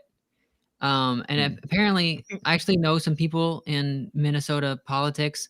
He got all depressed after the election, and he just like kind of wasn't doing his job. Like it just the party, the governorship leadership was just kind of like falling apart. So I think he had planned at the beginning of the year for like the last 6 months, basically, he'd been thinking of quitting, and the timing of Nick Shirley's video coming out just makes it seem like Nick Shirley did it. But I don't. How does that correspond with, or how does that line up with him announcing to run again in September? Like it was just a few months ago. In September? I think so, right? Isn't that maybe the guy's bipolar, because he's got times where he's real depressed and times where he's gonna take on the whole world, and he just decided to finally give up. If that's true, then I bid Tim Walz farewell. Best of luck. If he's bipolar and he doesn't want to do the job anymore, then I agree with his decision to step down. But I would also agree with IRI. Do it in like 2-3 weeks, and maybe not just like the week after this massive story that's been twisted and falsified with bad angles from the Republicans. They had this conversation. Like I wonder what that was like. They had to. Yeah, no, that's the thing. They had to have thought about this, and so it's a similar kind of dynamic. I'm not saying it's the same. All right, wait. Hey, fucking Pisco haters out there with Pisco Deranged Center. I'm not saying it's the same, but it's a kind of dynamic that I recall from like the Epstein files with Trump, where it's like, well, Trump must know that it looks bad to do these redactions and withholdings or whatever. And so whatever if he's considering this, there must be something that he's saying that like is worth whatever action he's taken. And that's the kind of dynamic where I'm like, well, yeah, Stacey's right. They must have thought about this. So why do they do it notwithstanding that? There must be some reason there, some political reason, some feeling of vulnerability, perhaps. Well, if he doesn't have the fight, go ahead, guy. Sorry. Well, I was just saying, I don't know. It starts to make people think maybe he is guilty of some shit, right? Yeah. Like, I hate to say it, but like, what the fuck? Yeah, I mean, like if he doesn't have the fight in him left, I mean, shouldn't you want him to resign? I mean, you need somebody that's up for that moment. If he doesn't have it in him, he's out of gas, then get out of there. Yeah. And devil's advocate, why won't this be forgotten in 2 weeks? It will be forgotten tomorrow. It will. Okay. Yeah. So it's like they got a little bit of an extra win here, but ultimately, will it be that bad? Opportunity to fight, and I wanted to square up, and we were starting to fuck these guys up, picking holes in his story, and Nick was getting embarrassed, and now Nick Shirley's a god. But I will say a silver lining is Governor Amy Klobuchar. We all love Amy Klobuchar, of course. Senator or governor? Yeah, she's gonna run. Who am I going to whose name am I going to put out there? Senator Al Franken. Let's go. Give him back. No way. Are you serious with this shit? You're like, he literally made a stupid joke that the person he was doing the joke to was in on, apparently. Didn't so he it wasn't grope even someone? No, he didn't even. It was a joked picture like he where- was groping, right? So he There didn't actually was- grope her, and she knew about it. To be clear, I think there were allegations of forcible kissing. Was Al Franken a groper? I think it was just. He did not. No, he did not grab her boobs. He was like doing the whole thing that like, oh, I'm grabbing her boobs, but you're not really. That whole This thing. is from PBS. Al Franken apologizes to women who said he groped them. Oh, You know what? We're just fact checking you guys real quick. Uncancel Louis. Uncancel Roseanne Barr. Uncancel. Who else did nothing wrong? Unburn the Waymos. Unburn the Teslas. Roseanne, fuck it. Roseanne Comedy's made legal. Bring back Elon. Roseanne made a post when Kimmel got fired for a second or sidelined, where she was like, I seem to recall another Democratic president doing this, implying that Biden did that to her, but she got canceled went after like Roseanne. 2019 or something like that when Trump was president. It was insane. They made a call, okay? They have connections. They're Yeah, back channels, I suppose. Roseanne, get Roseanne off. We don't like her. Roseanne is. Democrats are addicted doing to that old people. I don't know what it is. We don't need Al Franken. Let's get someone new and young. I just want some dynamism. I want some What do you mean, what here, God? You know this. You know He's a this. god. Al Franken is a comedic god. He'll go in there and clown on Trump. He'll be a charismatic. He'll grope just Trump lightning on the rod. stage. He'll, That'll be great. he'll grope him, groper in chief. He's Wait, got we big have to enough moves. we have to do like the regular set of questions for Stacy before we have to end. We have to ask the following first. A, who do you pick, Graham Plattner or Janet Mills? Go ahead. For what?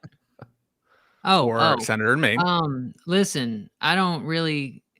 Okay, Janet Mills stood up for trans people against Trump. That's cool. And she doesn't have a Nazi tattoo. So 2 big wins. Well, that you know of. We got it Janet could be Mills. someone Now else. you know. I He's don't old. want a Nazi tattoo in the party. So I'm sorry. Space. Wow. And next for Texas Senate Democratic nomination, we have is it James Tallarico? Oh my God, I can't even Yes. think. Tallarico. Yeah. Okay. Versus Crockett. oh my God, Crockett. Yeah. Definitely. I like Crockett, but I don't think that the average Texan does. I think Houston does. But I think Tallarico has a better chance. Just looking at the polls, of her disapproval is already so high that she can't win. Tallarico has a lot of unsures, so maybe he could, So Okay, should Schumer step down from leadership? it should be up if the Senate votes against it. They picked their guy. They picked him for a reason. I think he's a fall guy Where right would you now. vote if you were in the Senate? Where would you vote? I don't know what goes on in the backroom dealings stuff. I think that the whole shutdown stuff. I think the shutdown. There's another shutdown coming up. Like I think he's lying right now about them not doing a shutdown just to keep it out of the news cycle, so that when it does actually happen, I think that he's lied about a lot of things for strategic reasons to protect Democrats. So whenever they're done with them, they'll pick somebody else. But I don't think we should have a big winner as the Senate minority leader right now. That's not a great position to be in. Like whoever this is going to be a very unpopular guy. And, hopefully Schumer, I think he should quit, not run for the next election, because he's just crazy unpopular and whatever. But for now, he's the fall guy. And we should elect someone popular whenever we actually have the majority. Don't do it, Hutch. You just gave 3 unbelievably based answers. Oh my God. Let's watch the Unbelievably Schumer based clip. on Let's all see if it 3. changes their mind. Okay. On all 3 questions. I was going to see the Schumer clip. We have the War Powers Act, which you mentioned. Right. I have the right to put that on the floor. Tim Kaine is the sponsor, along with myself and Rand Paul, so it's bipartisan to a degree. And the Republicans must, if there was ever a time they must step up to the plate, this is the time. And they're going to, if they don't, they're going to feel the heat from their constituents. You talked about the American people. Come on, God, this is so lame. Get him, Chuck. Hang on a minute. Get him, Chuck. Hang on a minute. What he just said was fucking true. You guys don't think that they're going to get you really don't think that these You just said it's net positive. You just said it's net positive. He's going to have a +4. Let me finish. You don't think that these Republicans in Congress are going to get pressure from many of their own constituents about the rising cost of the healthcare premiums?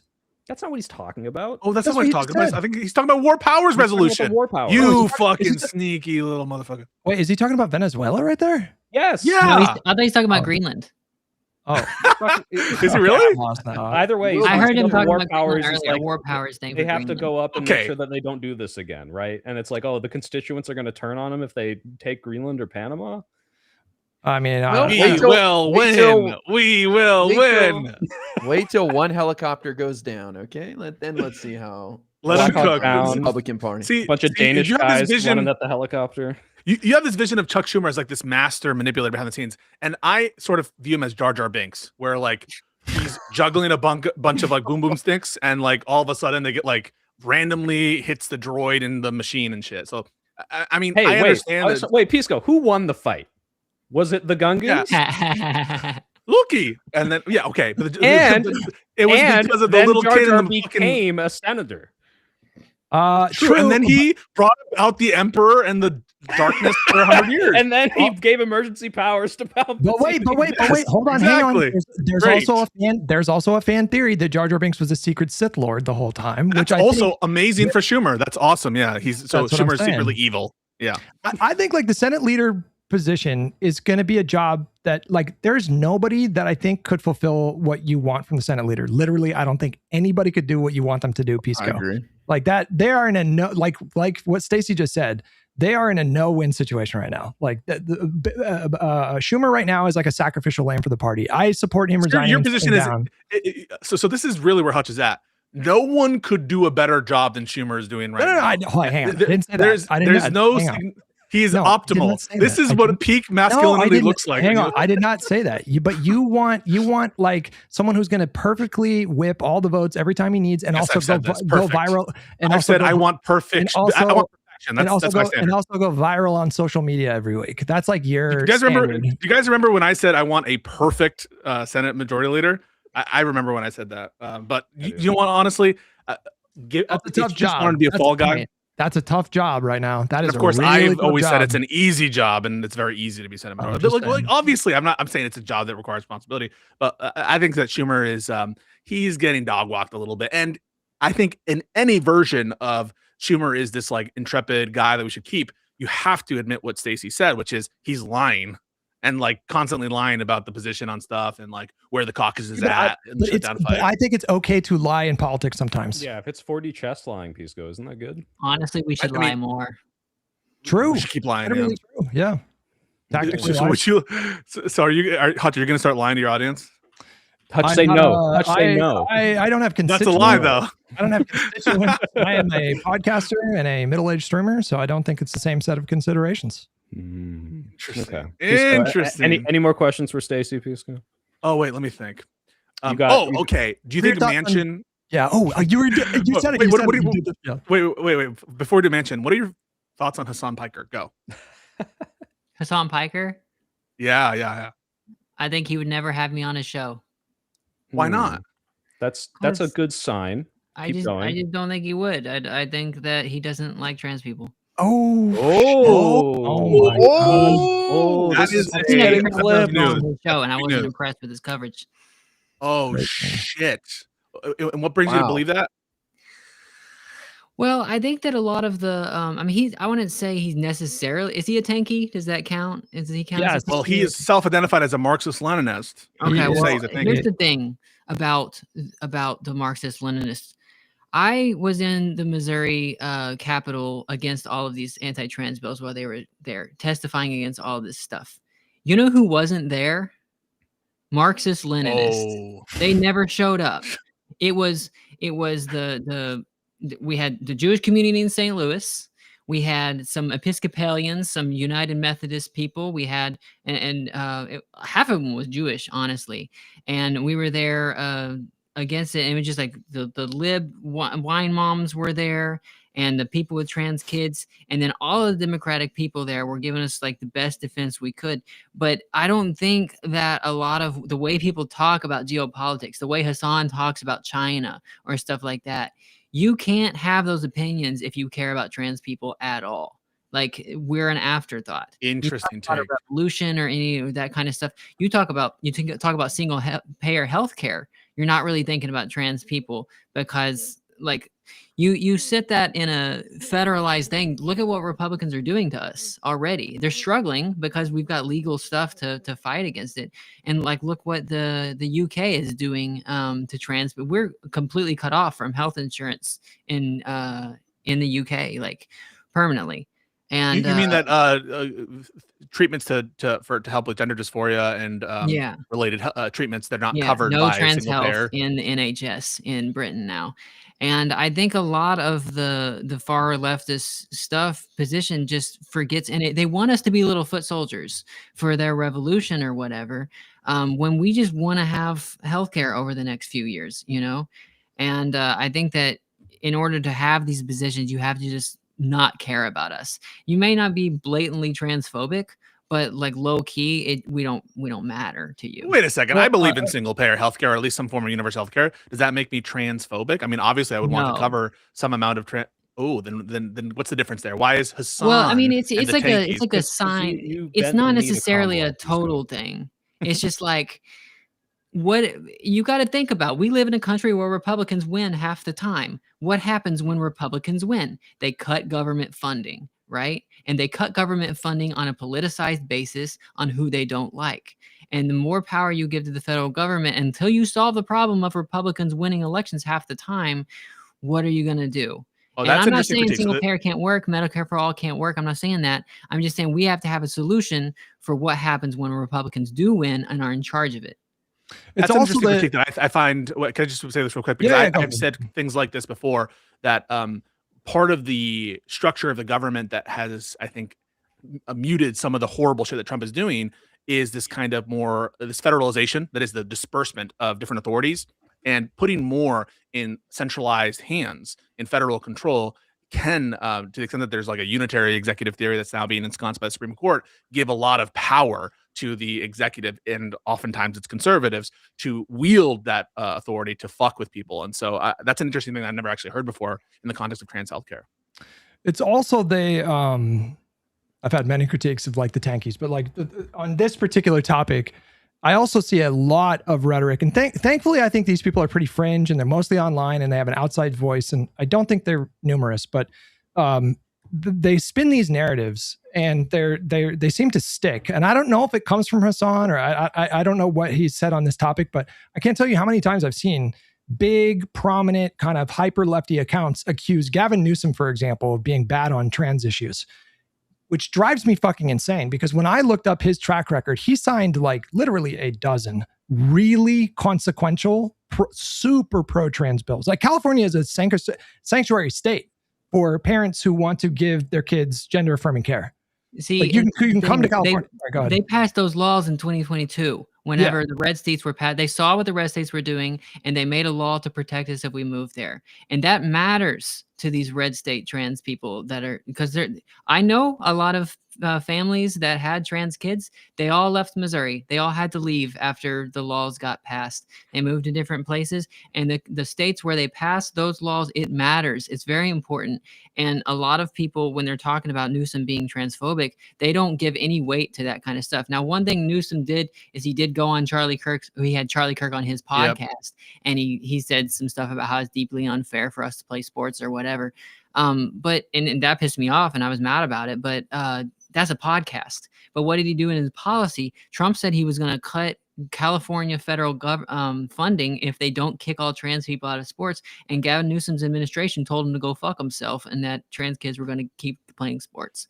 So in practicality, he's been great for trans people. Well, last question. Oh, go ahead. Sorry, go ahead. You first. I was just going to say, I mean, he was playing into, I mean, that was obviously all about optics, but his position was that, I think he was trying to validate concerns that a lot of people have, right or wrong. He was just trying to validate those concerns, but his official position was that the government should not be in charge of regulating these athletic bodies. It should ultimately be up to the bodies. So even in that position, he wasn't saying that, he would be open to like having the government step in, or the state of California step in and restrict trans people from sports. And but on all the other topics, though, on so many other, like that was just one bill. Like literally, it's like a dozen really consequential bills. And so when I hear stuff like the Democratic Party has abandoned the trans party, it drives me insane, because the people that are leaving these red states that are passing these restrictive measures, what party do you think governs the states that these people are likely going to be moving to? I uprooted my life to go from Kansas to Maryland, specifically because Democrats are in charge here. It's a big difference for trans people. So, that's good to hear. But I have a last question, and then I'll hand over to Bill in this series of questions. What do you admire most about the new mayor of New York City, Mamdani? The fact that he's a communist, or the fact that he's a Muslim? Jesus Christ. I think he's a cool guy. All right. Why do I have to have a favorite thing about him? I like his stuff on building just some of the like minutia of New York, like getting the scaffolding off of all the buildings, because right now in New York it's like scaffolding is everywhere it just stays up forever, and little things like that to take it away, like the licensing stuff. There's so many things in New York because it's a giant rat's nest of a city. There's so much going on that can be improved that way. And I think that people tried to make Zoran like a national guy. Like they want to talk about Israel and Palestine all the time with this guy who's supposed to run New York City. There's so much stuff happening in New York City. It should really just be focused on that. And I think that his video, his campaign stuff is amazing, and Democrats everywhere should copy it. Well, his mom is a film director, and so obviously that had a huge influence on him, because have you seen his rap stuff? Yeah. Yeah, I have. Grab Where- you. They're where he good. shouts out terrorists. I'm just kidding. Yeah. No, I've seen it. That's my mayor. Holy fuck. No, yeah. Pisco, when yeah. he said abundance in his when in his inaugural speech, I got a little. quiver? I got a little. Yeah. Did you quiver with rage? What did it upset you? I quivered with anticipation. Yeah, Okay. I really appreciated the abundance pilled shit there. But listen, to be honest with him, I think that he's going to do. I hope he does a great job. I think he hasn't set expectations low. He set them very, very high. And yeah, that's why I endorsed him, and that's why I voted for him. And let's see what happens. I do think that the scaffolding shit, facade repair in New York takes like years. My apartment, like they've been doing the facade repairing for like a year. I haven't been able to use my balconies, which I know that's a kind of like first world issue, but like what the fuck, get rid of it. It's like simple. I also don't want to see people. Fix, Yeah, they could really fix it so that people with balconies can more enjoy the city. I think they keep the scaffolding because it's cheaper to just have scaffolding out there than actually fix the facade, right? Yeah. Yeah. We don't want people to get killed by like chunks of concrete falling down, I guess. Yeah. It's little stuff too, man. Like you got me to think about things I never would have thought about as someone who doesn't live in New York City, but like the process of getting like a permit to sell to sell food or whatever. Like he laid it out. I'd never heard about. People are like, it costs like $20,000 to purchase this permit. And so people buy the permit and then like sublet the permit, basically. Like other people, vendors pay these people so they can use that permit. It's insane. And so that one policy of like bringing that permit cost down to like, what was it, like $50 or $200 or something like that, is like that could make a huge difference and actually they're like scalping it. It's like the Pokemon card scalpers. Yeah, it's insane. These fuckers trying to corner the market. Those guys make bank. I've heard some of them make six figures. The guys that their licenses, you mean, or the vendors? No, the people selling hot dogs making like six figures because like at a museum or something. Oh yeah, every hot dog's like $30. So out of touch, Pisco. That was your Hillary Clinton moment. How much can a banana cost, Michael? $20. Banana, Michael. Well, should we call it there, guys? Or yeah. So Stacy, I have your Twitter link in the description. But where can people find you? What's coming up? Anything to plug?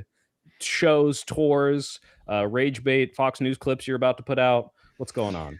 I guess follow me on Instagram and YouTube. That's my favorite ones. I post a lot on Twitter, but I'm not a fan. And I'm gonna be doing, I don't know how many of you guys are in California, but I'm supposed to be doing something like January 30th is a progressive Yimby thing. I'm supposed to be associated with that, perform. It's a new thing putting together, but you might see me there. Say what? What city? LA. Oh, well, never mind then. All right. I thought I said California. I was thinking LA.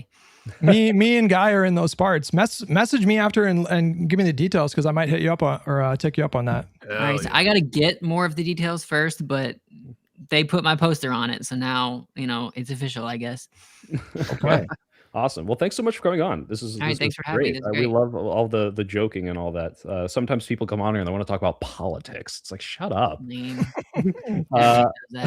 it just Stacy K on your socials, by the way? Like on Instagram, is it just Stacy K? Exactly how your name is there? No space, but yeah. Okay, yeah. And YouTube is the only weird one. It's Stacy K's with an S at the end, and that was because some jackass took Stacy K before. Stacy K is a weird name. That's why I picked it. Nobody else has it on any platform except for YouTube and Facebook. There are multitudes within all of us, so I'm sure there's a lot of different Stacy K's in there. So it works when you think about it. Thanks. You're the only Hutch I know. And speaking of Hutch, what do you got going on this week?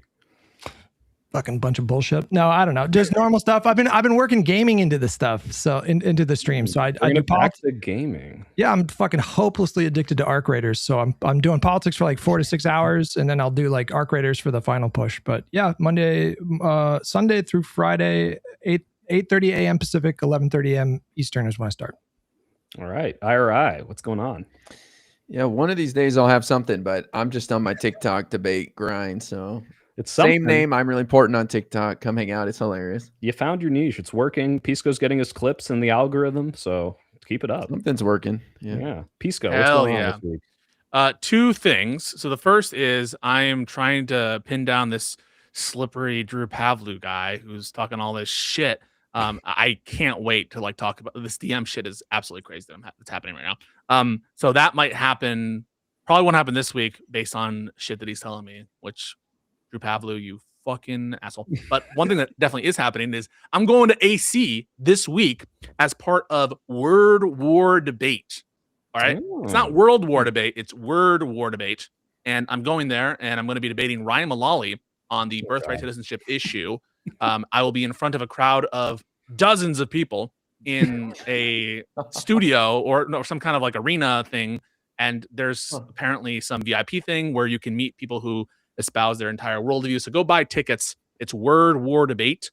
And I'm the undercard because apparently, that's where they put the line. Wait, are you saying that fans of this show can meet you, Pisco, in real life and touch you in real life? Yeah.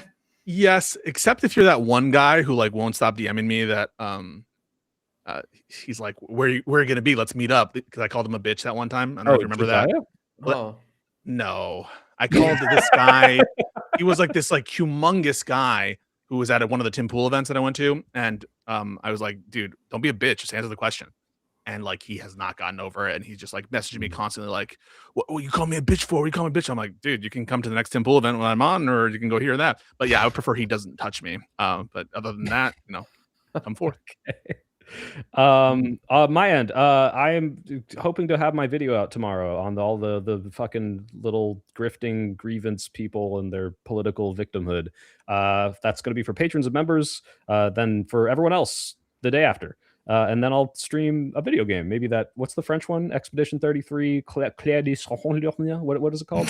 You know it, Claire Obscure. Claire Obscure. Yeah, I think I'm going to stream that once I'm done with the bid. So keep an eye out. Have you played it yet? Is this your first time playing it? I'll be a blind playthrough and see if it can change my opinion on French people from it is great. It's going to ruin your life. It's a great, very addictive. It's one of those games where it's like, all right, one more fight, and then it's like 3 That's how it is for you. For me, I'm emotionally like drained when I play this game. Like it's a great game, but like I guess the story is more just kind of like makes me all existential and makes me want to like quit weed or whatever. I don't know. I feel like I'm getting old while I'm playing the video game. I should stop playing video games. No, it is great. It is an emotional experience for sure. Okay, yeah, definitely. Well, I will tailor my expectations to both of those opinions, and we'll see which one wins, whether or not I want to die or play more. Thanks so much for coming on, guys. This has been Live and Learn. Same time next week, and don't forget to keep living and learn. We need a slogan and an outro. Yeah, we don't have anything. Figure it out. It's up to you. Stacy, thanks for coming on. It was nice to meet you. Bye, guys. Thanks, Stacy. Nice to meet you, Stacy. Stay cool. Have a good week, everyone. Stay safe.